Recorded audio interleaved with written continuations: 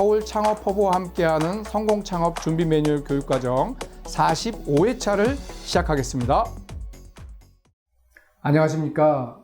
이 시간에는 성공한 창업자 이야기, 다시 말하면 정부 자금을 활용해서 스타트업을 하신 제이플 에너지의 박광시 대표님을 모시고 다양한 얘기를 하고자 합니다. 안녕하십니까? 안녕하세요. 네네. 간단하게 우리 대표님 본인 소개 좀 부탁드리겠습니다. 네, 안녕하십니까? 제이플 에너지의 박광시 대표입니다. 이렇게 뵙게 돼서 반갑습니다. 네, 제이플 에너지는 간단하게 어떤 회사인지 조금 간단하게 간략하게 좀 설명 부탁드리겠습니다. 네, 저희 회사는 2015년도 4월 달에 창업을 했고요. 대기 환경을 다루는 기술 전문 회사입니다. 대기 환경 중에서도 특히 굴뚝 배기가스로 버려지고 있고 대기 중으로 배출되고 있는 미세먼지라던가 아니면은 기후 변화의 가장 큰 요인인 CO2를 제거하고, 그다음에 여러분들도 많이 보셨을 텐데요. 굴뚝 위에서 연기처럼 피어오르는 배경을 제거하는 흰 연기 같은 거 말씀하시는 거죠? 네. 그런 기술을 갖고 활용하고 있는 친환경 벤처 기업입니다. 네. 대표님 같은 경우에는 이제 시니어 창업으로 저는 생각하는데요. 특별히 특별한 경험을 갖고 계신다고 제가 들었습니다. 취업도 2번 하셨고 또 창업도 2번 하신, 어떻게 보면 젊은 친구들한테 이런 경험들이 젊은 후배들한테 하실 얘기가 많은데요. 어떻게 하다가 이게 2번의 취업과 2번의 창업을 하게 되셨는지 그런 것들이 되게 궁금합니다. 우리 한번 말씀 부탁드리겠습니다. 네, 저는 기술 창업을 했지만, 기술 창업하면 여러분들도 그렇고 우리 홍 교수님도 그러시겠지만 보통 공대 쪽 공학 계열을 그렇죠. 전공한 사람들이 기술 창업을 한다라는 그런 관념을 가지고 있습니다. 하지만 저는 학부에서는 전 신학을 전공했고요. 대학원에서는 행정학을 전공한 문과 출신입니다. 그리고 초창기에 회사에 취업을 했을 때는 금경이라고 하는 의류 사업을 하고 있는 회사에 근무를 했고요. 부서는 기획조정실에서 근무를 했었습니다. 그러다가 이제 IMF를 맞으면서 회사가 부도나고 회사가 상장 폐지되고 법인 청산된 이후에 저의 첫 창업을 시작하게 되었습니다. 그렇군요. 네. 첫 창업은 어떤 아이템으로 하셨습니까? 첫 창업의 계기가 됐던 거는 제가 근무했던 전 회사에 아이템이 하나 있었습니다. 마루 바닥재. 그 아이템이 있었는데 그 아이템을 담당을 제가 했었는데 그거를 더욱더 발전시켜서 이제 창업을 하게 됐고요. 국내의 건자재 시장의 메이저급인 모 회사와 저희가 독점 계약을 맺어서 안정적인 매출을 발생시키고 회사를 유지해 왔습니다만, 그 회사가 계약을 위반하는 바람에 저희가 소송을 제기했고요. 소송에서 승소를 했지만 나중에 이제 저희가 폐업을 하게 된 그런 좀 아픈 그런 경험이 있습니다. 그러면 지금 이제 마루 이렇게 공장을 하시다가 환경 사업 아이템으로 이렇게 간 거는 제가 보기에 저는 연관성이 없어 보이는데 어떻게 이 환경 쪽 이런 기술 창업을 하시게 된 어떤 계기라든가 이런 게 있으셨습니까? 네.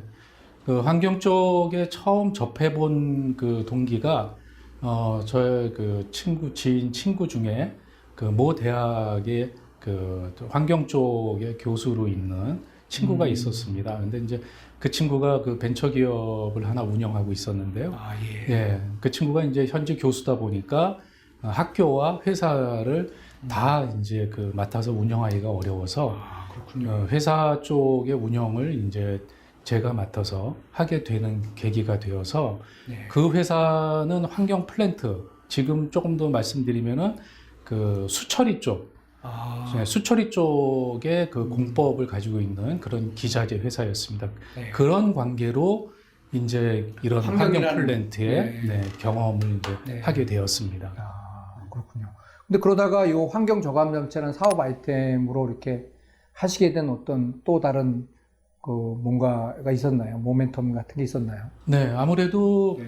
환경 플랜트, 수처리 쪽 플랜트의 회사에 있다가 제가 그 사장으로서 영업을 하고 운영을 하다 보니 환경 쪽에 대한 관심을 많이 갖게 되었습니다. 그렇군요. 예, 근데 제가 이제 쭉 영업을 하고 이제 다니면서 보니까 수처리 쪽에는 국내의 기술도 상당한 수준에 네네. 그 도달해 있다라는 걸 알게 되었습니다. 네. 그러다가 이제 미세먼지가 굉장히 극심해지면서 그렇죠. 중국들 뭐 이런 분들 네, 때문에. 그렇습니다. 그래서 대기 환경이 큰 이슈가 되는 그 시점에 대기 쪽의 기술들을 좀 접해봤는데 국내의 기술들이 많이 부족하다라는 것을 알게 되었습니다. 네, 그래서 이제 대기 환경 쪽의 기술을 개발을 해야 되겠다라는 생각을 가지고 개발하게 되었습니다.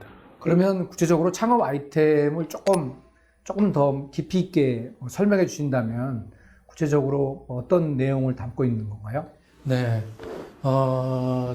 제가 그 개발한 기술은 화석 연료를 사용하는 그 모든 보일러에서 발생되는 그 배기가스를 처리하는 기술입니다. 화석 연료라고 하는 것은 또 화석 석탄, 네. 뭐 석유, 네. 천연가스, 네.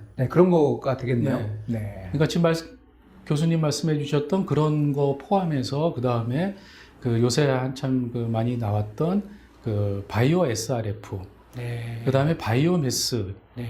그 다음에 그 연료전지 쪽에서 나오는 배견이라던가 아까 말씀드렸던 신연기 같은 배견 이런 것들이 그 발생되는 현장에는 지금 여러분도 다 아시겠지만 대기 오염 방지 설비들이 다 설치가 되어 있습니다. 그렇죠. 예. 그런데 그 대기 오염 방지 설비들은 그 배기가스에 포함되어 있는 아주 고농도, 그다음에 먼지의 입자도 큰 이런 그 고농도 그 오염 물질들을 처리하는 설비들입니다.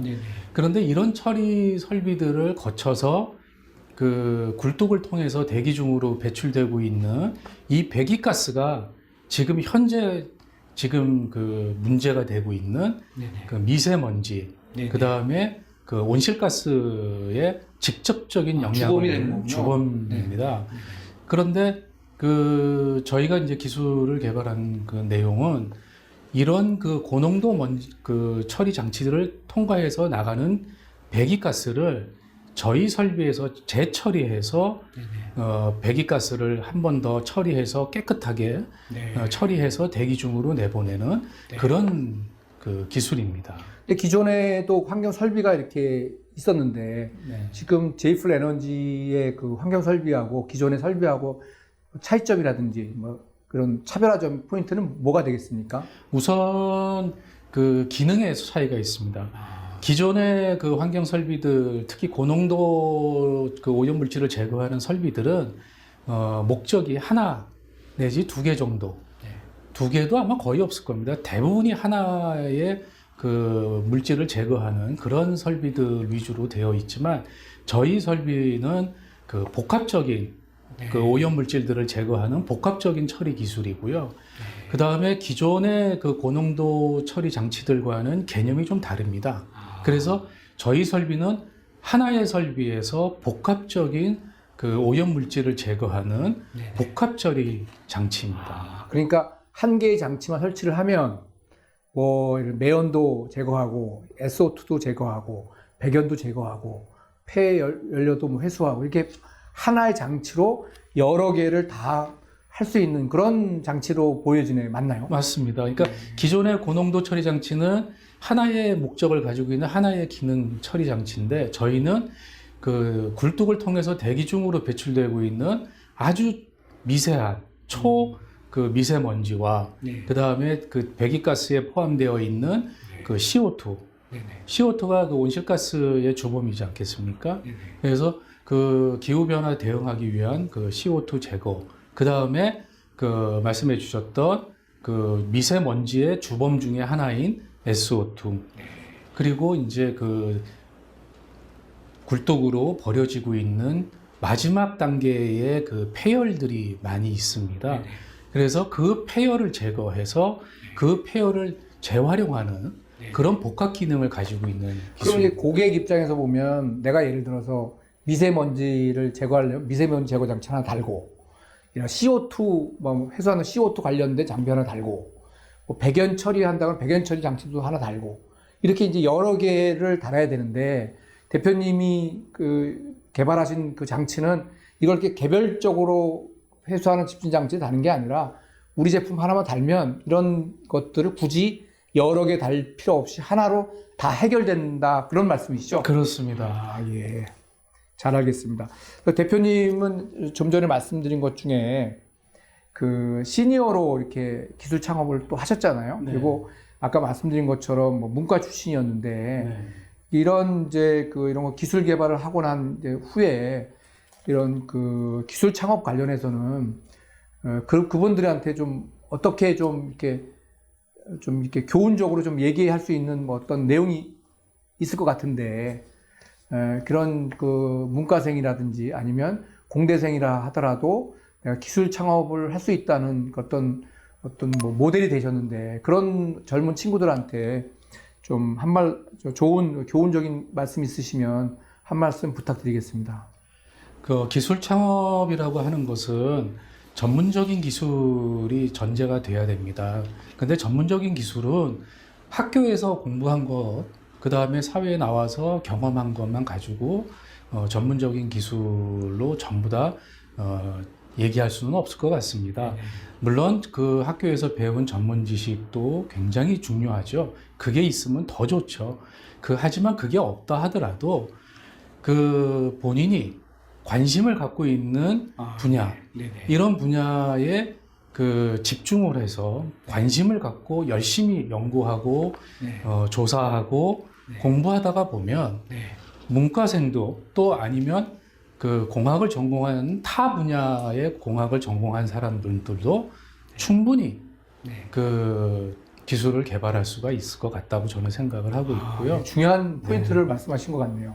자, 이제 오늘 그 제이플 에너지 박 대표님으로부터 간단한 이제 설명을 들었고요.